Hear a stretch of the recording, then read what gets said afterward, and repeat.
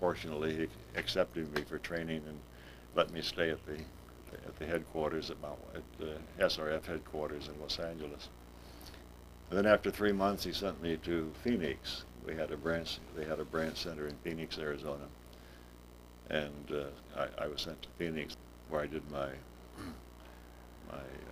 spiritual practice. But every 2 months, I went from Phoenix back to California at his request to be with him a few days wherever he was at one of the centers. So I had that personal contact with him on those scheduled visits.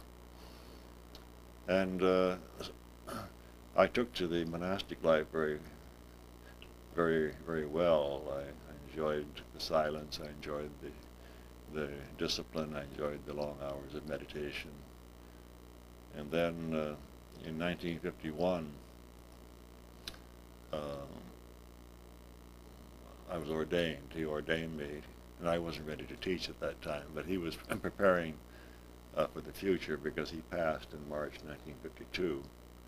So he ordained me in the autumn of 1951, and with the understanding that it would be later that I would be able to teach and to initiate. And he was very spontaneous.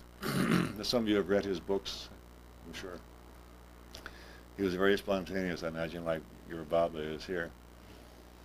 And I remember when he ordained me, there was no pre-planning. You couldn't go and be a monk and then be told that in 2 or 3 years you can be ordained to teach. It was a matter of qualification. If you were ready to be ordained, he saw that you were. He ordained you and authorized you to teach and initiate. If you weren't ready, you could be there for years and it wouldn't happen. But I remember on this occasion, there was no discussion about ordination. And I was visiting Los Angeles with the senior minister from the Phoenix Center. We were there for a few days. And the night before we were to leave and go back to Phoenix, Master came in from an errand. And his car was parked on the lower driveway by the building. And some of the resident disciples gathered around the car, and he talked with us for a few minutes. And then he invited Herbert, who was the senior minister from Phoenix, and myself to go up with him upstairs to the top floor where he had his private quarters. And we went up there, and he sat in a chair in the hallway, and we stood. And he gave Herbert some advice about the Phoenix Center and asked about some of the members there.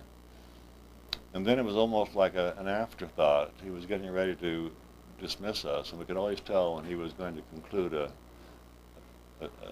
time with us like that, because he'd be quiet. Then he'd say, "All right." That was goodbye, you know. And he bless us with the spiritual eye, and we would go, you know. So he got to that stage where he was quiet. We knew his "all right" was going to come out any moment. And he said, "Oh." He like that, like a thought just came into his mind. He said, "Oh." And I was standing here, and Herbert was standing in front of him. And he said, "Kneel down."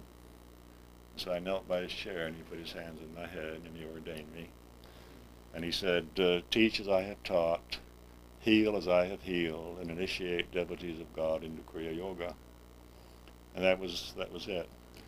And when I remember right after that, when he took his hands away, Herbert was standing watching, and Herbert was 2 years my senior. And he said, "Oh, sir, is Roy to initiate into Kriya Yoga?" And Master said, "You too." He said, "The same God who is in me is in you, and what I have done you should do." So that's how he was with us, very spontaneous, you know. But Master was very strong and very,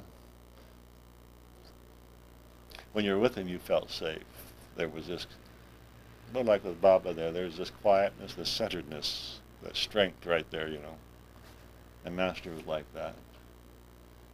Very sweet-natured, very patient, very wise. Yet he could be a strict disciplinarian when he had to. He didn't like to discipline people. He told us that when he met Sri Yukteswar, when he was out of just out of high school, that I was talking to Clifford on the way down today. He told us when he met Sri Yukteswar that for the first 2 or 3 years it was very challenging for him, because Yogananda's nature when he was a boy, he was impulsive, devotional and impulsive. And Yukteswar was tough. He was loving and fair, but he was tough. There's one way to do it, and that's my way. And so Yogananda told us it was very difficult the first 2 or 3 years to relate to that type of discipline.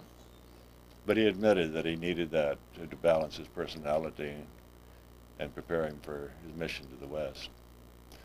So Yogananda was like that. He was kinder and more patient outwardly. But when he had to be a disciplinarian, he could be.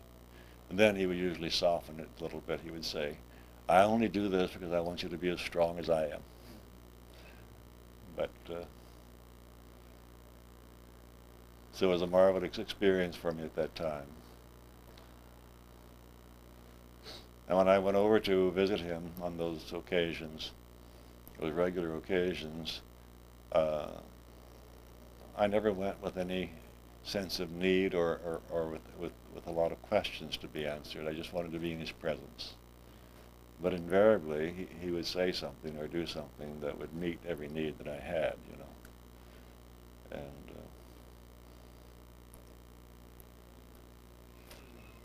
I remember the first thing he said to me when we had our first private talk, when I first met him,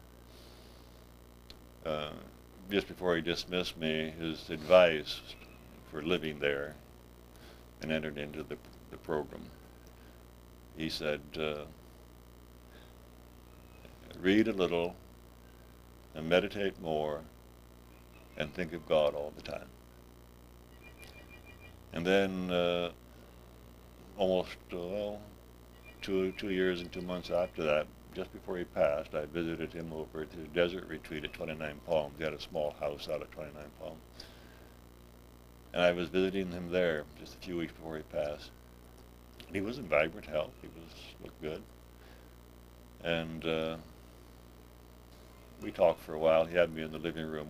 We had always sat close, and we talked for a while. And I let him do the talking. As I say, I didn't go with a lot of questions. He would talk about God and the saints and tell anecdotes about the gurus and so forth. And then his parting advice on that occasion, just before he blessed me and sent me out, was he got quiet.